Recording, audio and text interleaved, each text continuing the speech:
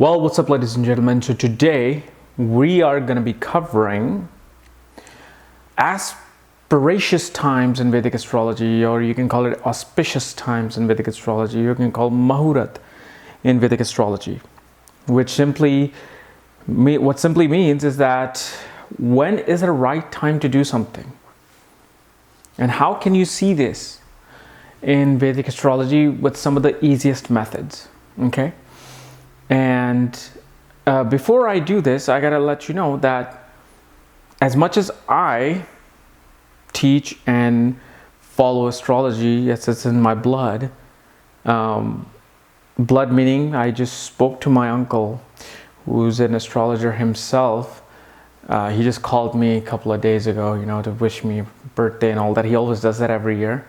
He calls me and then he gives me a remedy for the following year, which I never follow.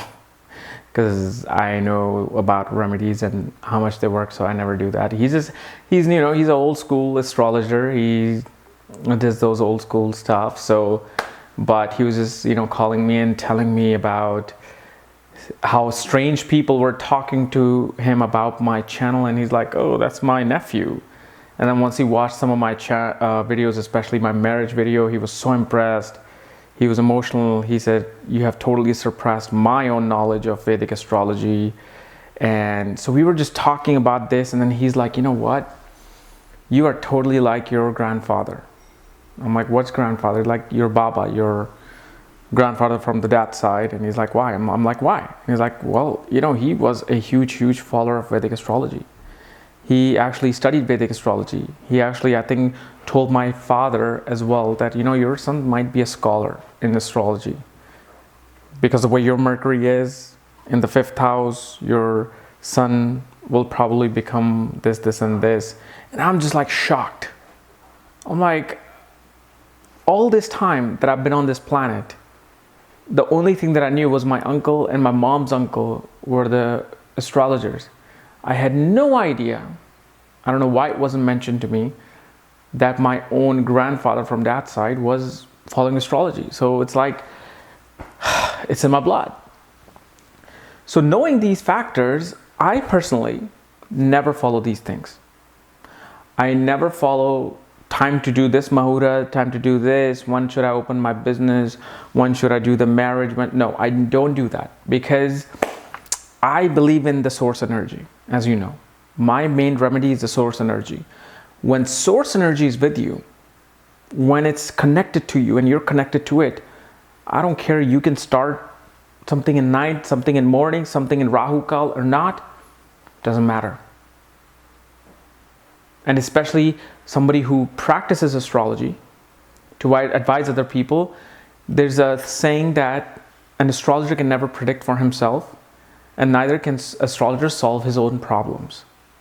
So that's another thing. So when an astrologer wants to do, "Oh, well, when should I do this? When should I do that?" It never works out. Okay. Otherwise, we would have billionaire astrologers. We don't. So my personal opinion, my personal beliefs is, I don't want to follow these stuff. Whenever things happen, they happen. Let them happen. When I go on the mandir on the 1st and 15th of every month and I pour milk on Shivling, that's my muhurat. That's my permission from the source energy telling me that, okay, you can do whatever you want. However, I'm simply giving you methods just so you know of what and how muhurat is seen from the easiest level to the hardest levels. Okay, so let's just talk about those. So for people who are new to astrology, new to Vedic astrology, perhaps they've been following me for a year or 2 years, this is like a universal methods, the easiest method. I'm going to go from easy to a little bit hard, and then let's see how far I can go, depending upon my time constraint. So the easiest way to see how and when you should start something is look at your moon nakshatra. So let's say if your moon is in, I don't know, Purva Falguni nakshatra. Okay, so your moon is in the sign of Leo and it's in the nakshatra of Purva Falguni. The easiest way to start something, whether it's your business, whether it's your website, whether you want to, do marriage, propose, get engaged, whatever the celebration is. Okay, the best time to just do it is when your moon is in that exact nakshatra. So moon travels, through the constellation, 27 constellation in a month. So whenever your moon is in the nakshatra Purva Phalguni, that's the day to do that work. This is the easiest one. That's it. This is the level 1. So for people who want to know, okay, it's all this astrology stuff is just too complicated for me, I just want to know one simple method. Well, that's a simple method. Just do it when your moon is transiting its own nakshatra. And that's the auspicious time. You want to go a little bit deeper into this. You should do it when moon is hitting the exact pada as it was in your birth horoscope. So let's say if you were born with moon in Purva Phalguni Nakshatra Pada 3. So the day that moon is, or the time period where moon is hitting that Pada 3 Nakshatra, that 2, 3, 4 hour period, do your work in that. So that's a little bit more advanced. Then, if you want to go a little bit more advanced than this, you should watch my video of Hora. Hora of the sun and Hora of the moon. And actually, when you get my reports, like my astrological reports and my books from this link here, in your report, where all those little charts are, divisional charts, you're going to find a chart called Hora.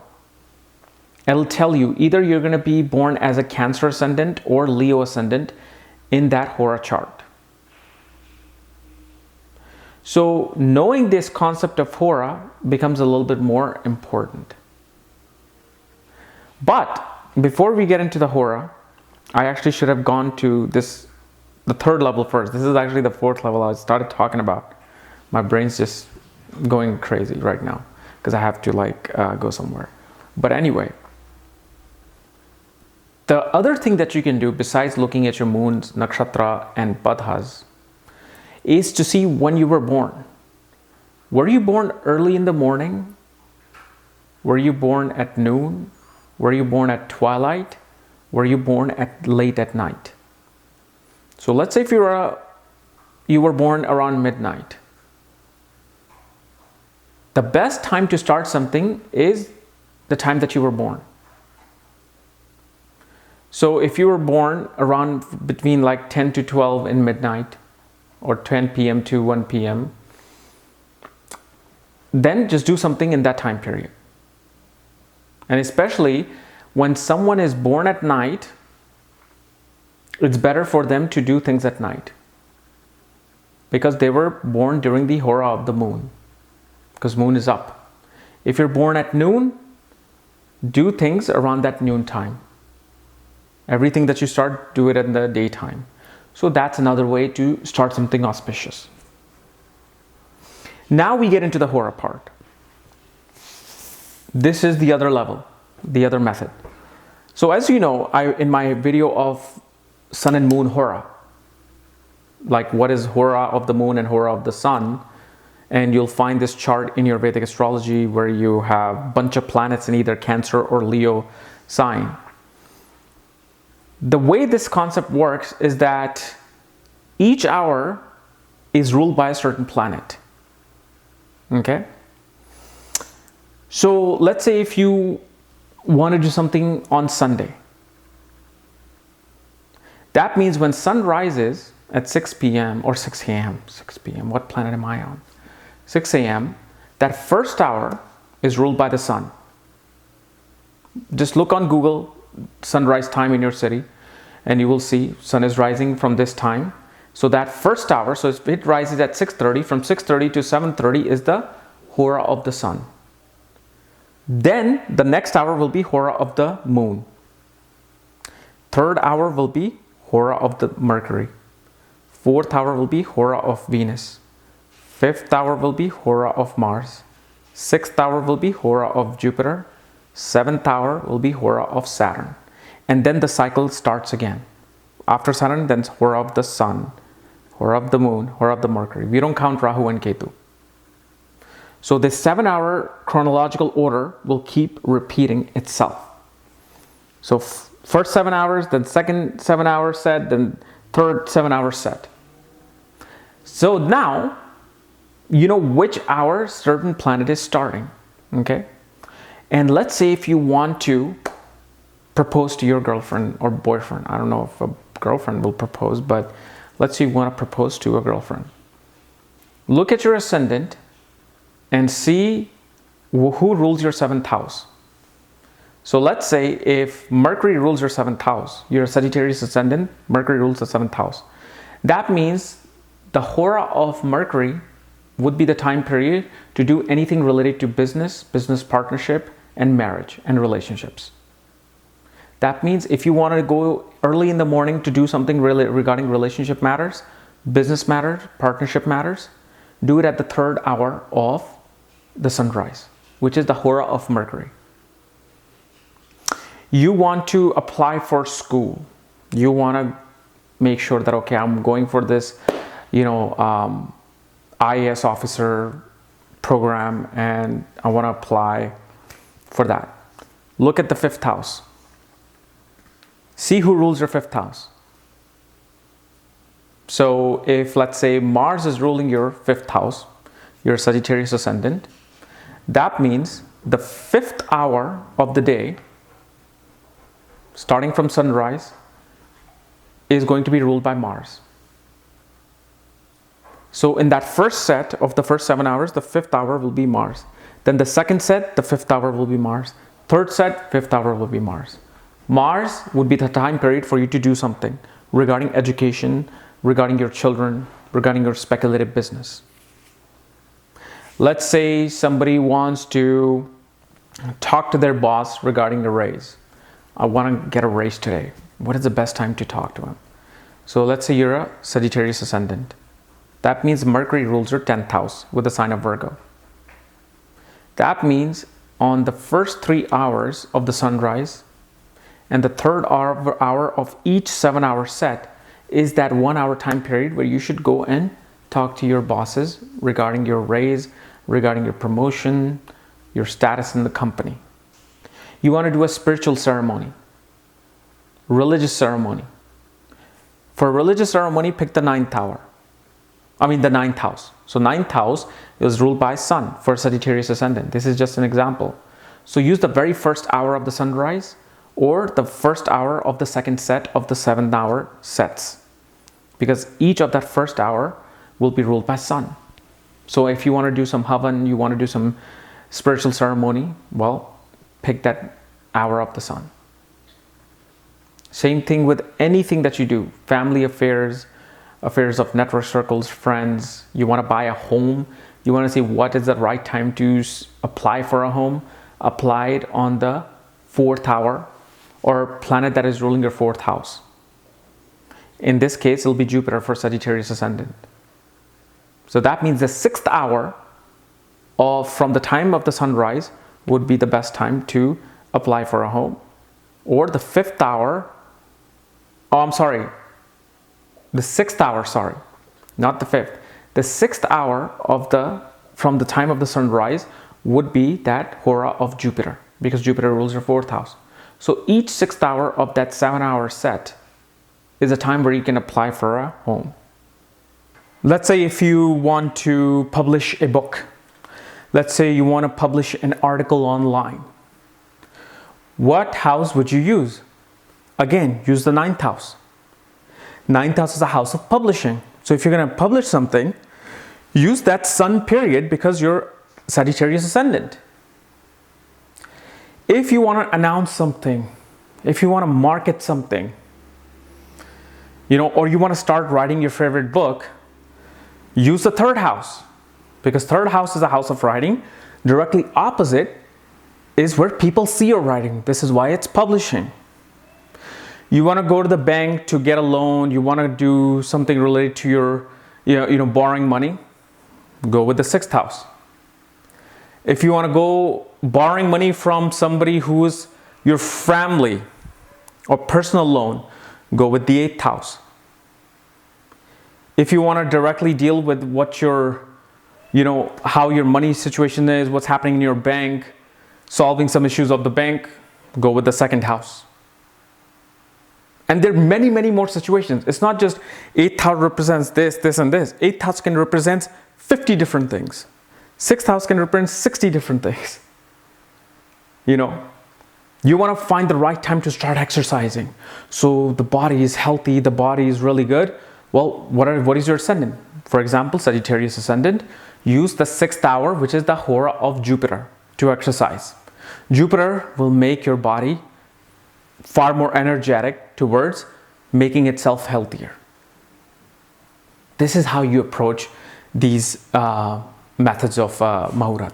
So I know this probably sounds like an alien language, but once you watch my hora of the moon and hora of the sun video, you will know exactly what I'm talking about. So please watch that video.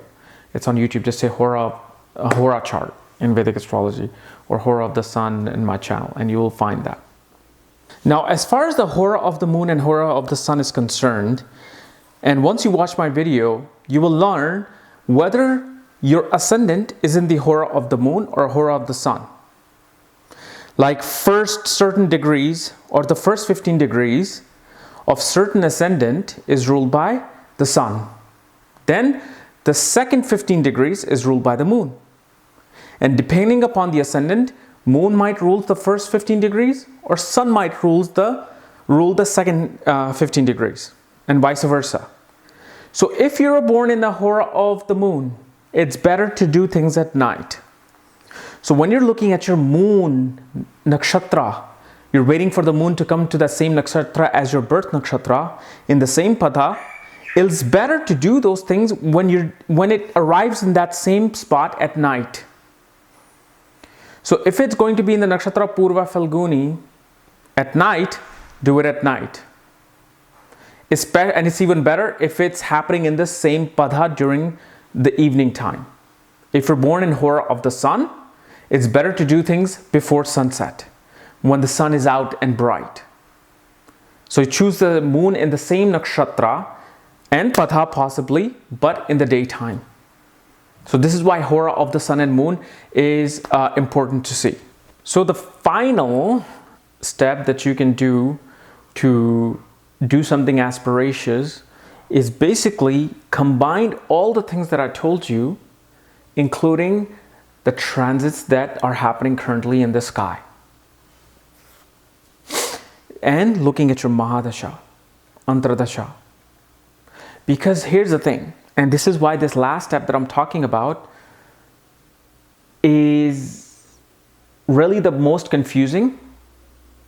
And a person can just simply be like, oh my God, what am I doing? What am I supposed to look here for? Because imagine if you're picking moon nakshatra and it's padha to do something auspicious. But during that time period, Saturn is transiting your 8th house. Or during that time period, Saturn is in the 8th house. You have some debilitated planet in the 5th house regarding the 5th house things. So then that can juggle the, bring problems here into this scenario. You want to see the timing, okay, you were born at 11 at night, so you want to do things at night. Because, you were born at night, the energy was really full around you when you were born. But during that time period, let's say if Rahu Kal is operating, during that time period, debilitated Mars is on the ascendant, or you have some Arishta Yoga forming during that hour. All of these things are taken into consideration when picking a right time period. This is why it's only a job of an astrologer to look at these things. So they look at this, they look at that, they look at this, look at the transit, they're like, okay, let's synchronize all these things and see what is the best time period. This is why when you pick a marriage time period, the boy and girl chart has to be seen together to see what transits are happening in the boy's chart and girl's chart and which one are neutral to each other. Because the day of the marriage might be good for the boy, but may not be good for the girl. May be good for the girl, may not be good for the boy. May be good for the boy and bad for the boy. Well, in this day and age, we have to say boy and girl and girl. So all of these things comes into play. Now, I'm going to go into transits, you know, I'll be going into Mahadashas and Antradashas and how you judge things and what is happening, you know, in a chart. You're also looking at transits of Jupiter and Saturn, you know, to see how they are during what you're doing. This is why the final step is really not a step that we can complete here. This is something your own judgment has to come into play. This is why when I know all of these scenarios and even more things when it comes to muhurat timing and auspicious timing, I just don't care. I just do it. This is why this remedy part, this video of auspicious time is not really a remedy video. It's just my own way of showing you how the times are seen. A good time and a bad time is seen, or auspicious time to do something. But I never will recommend anybody to do these things. I don't do them. So this is why this video is good for knowing purposes. This is not a video that you should follow, at least as my opinion, because you will get stuck into this wormhole of auspicious timing. Ooh, this happened. Where's the planet? Oh, moon is here. Should I now do it or not do it? You'll drive yourself crazy with these things. Just know, just for the sake of knowing, know these things. But don't really rely on these things to give you what you want. It's just a simple source energy, simple remedy. Connect with that source energy through meditation. Pour milk on shivling on 1st and 15th of the month and ask whatever you want with shivling. It'll give it to you when it wants to. It'll give it to you at the most inauspicious time. You'll probably win a lottery in Rahu Kal time period. You'll get that business deal when Saturn is debilitated in your 8th house and moon is debilitated and every planet is debilitated. This is why astrology is chess game. You got to know what, moves you want to make and what moves you shouldn't make at all. Because certain moves can just put you in a wormhole. Okay? So guys, this was my little video on auspicious time and auspicious times in Vedic astrology. If you're new to my channel, subscribe below. Again, if you want to know where your planets are placed, all my books on astrology, including my other options and consultations, for that, check out the links here. Otherwise, we'll see you tomorrow with our Nakshatras video. Bye-bye.